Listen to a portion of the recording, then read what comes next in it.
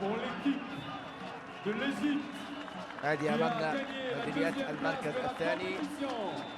Les مهندس pharaons ايهاب d'Égypte لغيطة مدير المنتخب، deuxième. عمر جابر، شريف اكرامي، مروان، وروح عاليه الحقيقه من جانب المنتخب الكاميروني. كهربا، سعد سمير، المحمدي، دويدار، الكل يبكي، وهذا هو الشعور طبعا، هو شعورنا جميعا. طارق حامد، كوكا، عبد الشافي، عبد الله السعيد، عمرو ورده، كريم حافظ، حماده طلبه اللي كان ضمن طبعا يعني ال 24 لاعب الموجودين هناك ولكن غير مسجل. ادي امامنا هيكتور كوبر والمصافحه في هذه اللحظات. المركز الثاني للمنتخب ادي الفانتينو مع مروان.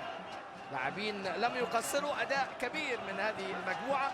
بعض الاخطاء النهارده المباراه النهائيه، لكن الجميع نجوم، الجميع اجادوا، الجميع يعني كانوا بالفعل في هذه البطوله رغم الاصابات، رغم الغيابات، رغم استبعاد بعض الاسماء. منتخب الكاميرون تفوق علينا بدنيا وتفوق علينا في اللحظات الاخيره. ادي احد المكاسب النهارده، عمرو ورده، الله السعيد، كل النجوم لم تقصر. حقيقه نشعر بفخر، نشعر باعتزاز.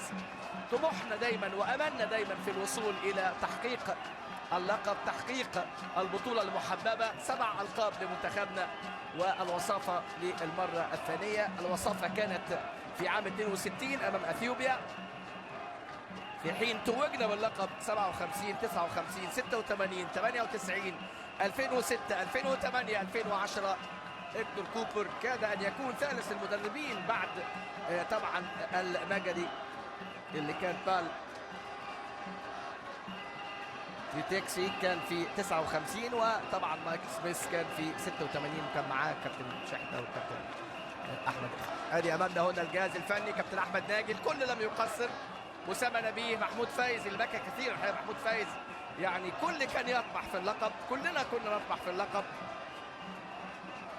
وامامنا هنا حجازي وعلي جبر، بطوله كبيره. احمد فتحي الجوكر، اعتقد يستحقوا التحيه، يستحقوا مننا استقبال في مطار القاهره.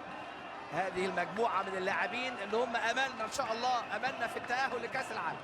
حققنا ابعد مما كنا نتوقع. ادي بكاء محمود فايز،